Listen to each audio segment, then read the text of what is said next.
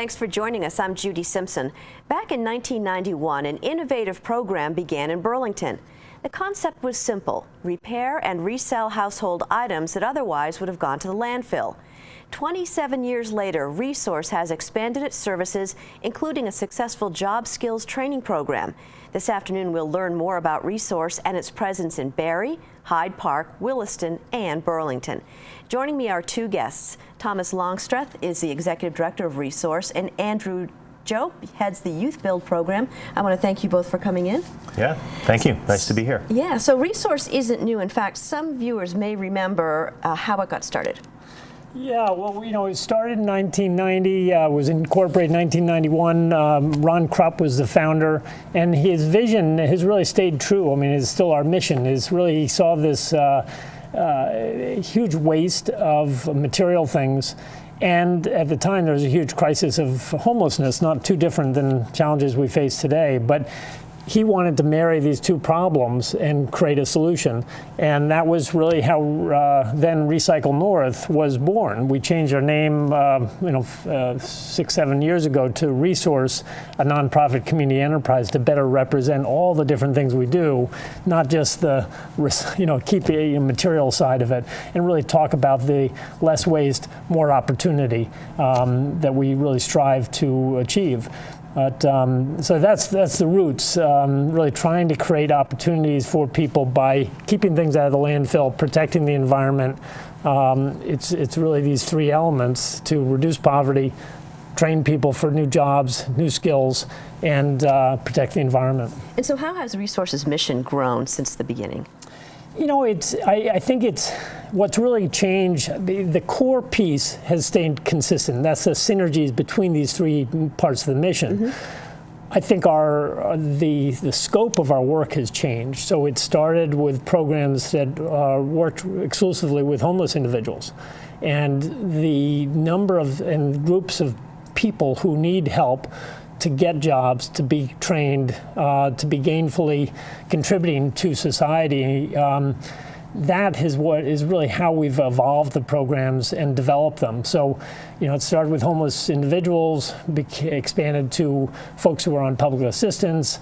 In 2004, we took on the Youth Build program, which Andrew is going to talk some more about, but that's 16 to 24-year-olds who are all high school dropouts. And more recently, we've expanded programs to really serve people with disabilities, both blind and visually impaired individuals and others with disabilities that are keeping them out of the workforce. And today, with the economy, there's a pressing need to get more workers into jobs. I mean, over the last 10 years, Vermont has had a loss of about 16,000 jobs. At the same time, 16,000 fewer workers than 10 years ago. At the same time, our population has grown, and that's creating a real question. And the governor has asked us, how is Vermont's economy going to manage with fewer workers? And I think the answer is to provide more training to get more people into the workforce. And that's what Resource is really trying to do. Now, people might be familiar with you because, of course, of your storefronts. So where do proceeds from donations and the store purchases go? Well, I mean, a lot of those purchases just fund the rent, pay for our spaces, pay for heat, pay for the staffing.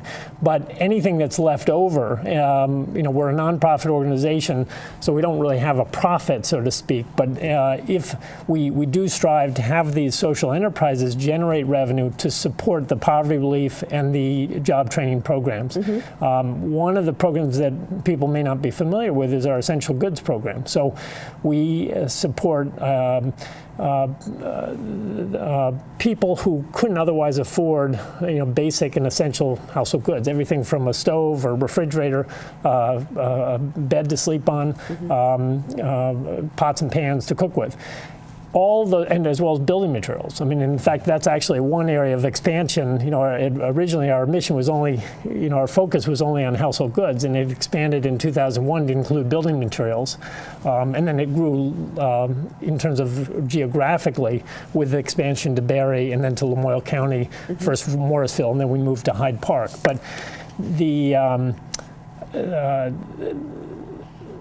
I'm sorry, losing my train of thought there. But we were just talking about the different programs and how it's grown from essential goods to, now job training programs. Yeah, and how the proceeds, so any surplus there is used for those poverty relief. So we have about 30 plus partner agencies who actually apply to resource for some of our essential goods budget. We give those agencies and their caseworkers vouchers that they can distribute to the people they are working with who are most in need. So those people can come to resource instead of pulling out a credit card, as most customers do, or cash.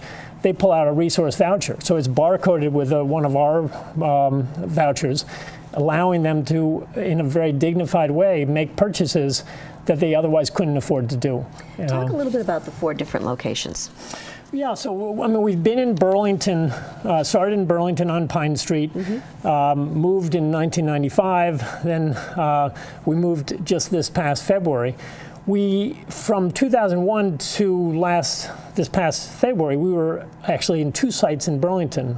One was our building materials site, one was our household goods. Right. In February, end of February, we converted the building materials store that's in the old Public Works building to a household goods and building materials store. And we also purchased a modular classroom because we knew we wanted to keep our training programs in Burlington.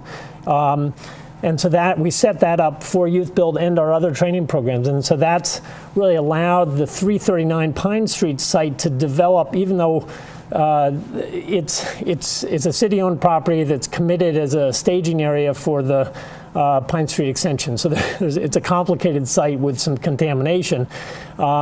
We hope to have long-term use of it, but that won't be decided for a long time, I'm afraid.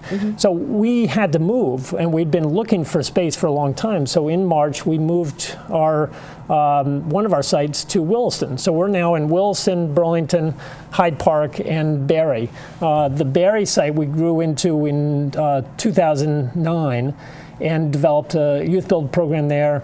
Also, all of our other training programs operate out of the Barre site. We actually own that building. It's a converted granite shed that we rehabbed, and it's really become I think an important part of that in the Barre community and serving a huge number of people, as has the site now in Hyde Park, where we expanded 2 years ago into a larger space and really have been attracting a growing number of low-income people, donors who want to get rid of stuff and want to put it to a good use, and also trainees who need new opportunities to get into jobs. So each of these sites, I think, has really grown and is becoming more and more successful. And I think the spread that we've achieved with this move recently to Burlington and Williston is going to make us more accessible to a lot more people. So Andrew, tell us about the Youth Build program. Sure, gladly.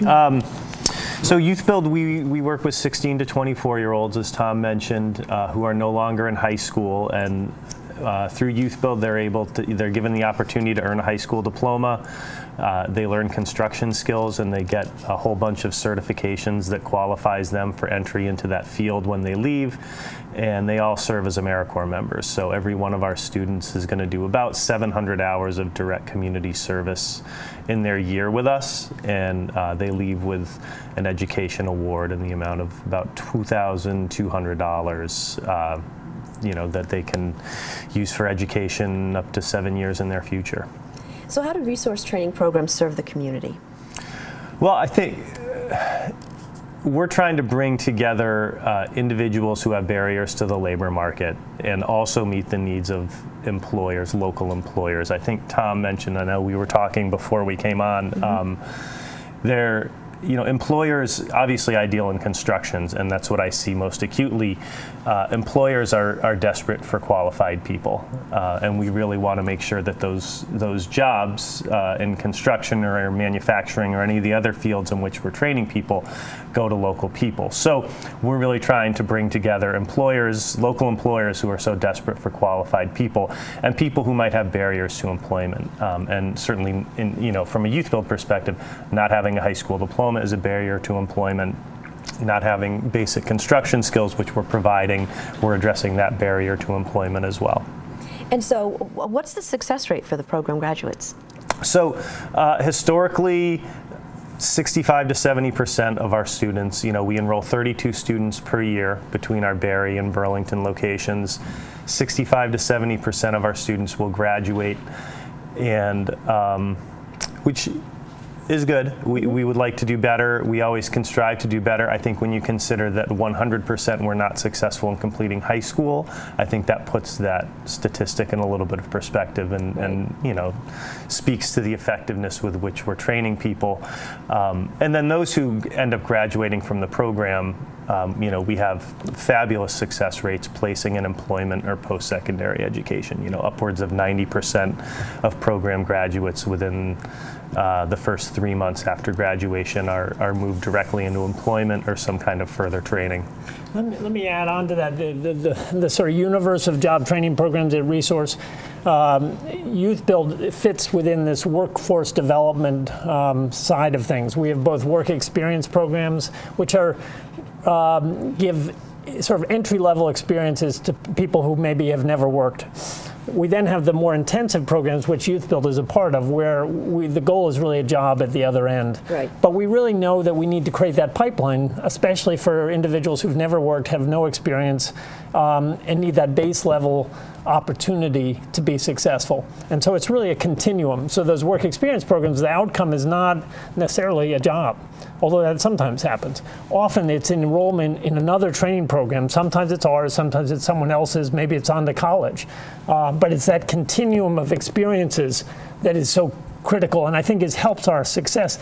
The other thing is that the trainees are all supporting the overall mission of Resource. And so while they are learning new skills, Andrew was saying they all do community service. The Youth Build students are building affordable housing, they're weatherizing homes, they're installing solar systems. Most of that work is done for low-income people, and so they feel tremendous pride and satisfaction in what they're doing. That motivates them to be more successful and stick with it, and that's one of the most important lessons we're trying to teach, is the importance of that, stick-to-itiveness. Right. And so another pillar of Resource's mission is poverty relief. How might someone in need get help?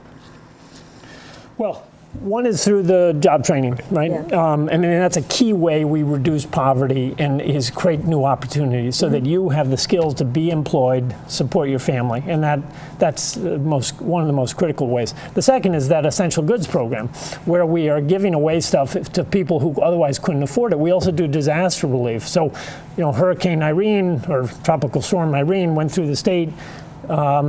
Other storms have gone through, flooded more specific, localized communities. Resources provided truckloads of major appliances, furniture, other things that people whose homes were devastated needed. And we also helped rebuild That's 7 right. houses in Waterbury, No kidding. right after Tropical Storm Irene. Yeah, Youth Build did. We were there for an entire year after the storm. So, and just in general, Youth Build is generally working on 1 or 2 major, rehabs or new construction of affordable housing every year, along with a dozen or half dozen units of that are weatherized. There's a real range of scope. Some you can do a lot more smaller projects or a smaller number of larger projects. So, but that impact, I think, in multiple ways is really where we take a lot of pride in the work we're doing.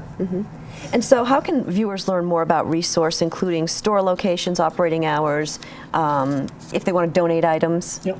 Well, one of the best ways to learn more about is our website, resourcevt.org. There's information about locations, hours, contact information for various programs. So there's some videos showing specific stories. I get to see some of the trainees one of our recent graduates in the Youth Build program. He did the construction training. I think he excelled at that. But his dream was to be a butcher. And so he's now apprenticed in a butcher where I go grocery shopping after work every day. So it's those successes that really make our work fun and rewarding. Well, I want to thank you both for joining us today. That's our program for today. I'm Judy Simpson. I'll see you again next time on Across the Fence.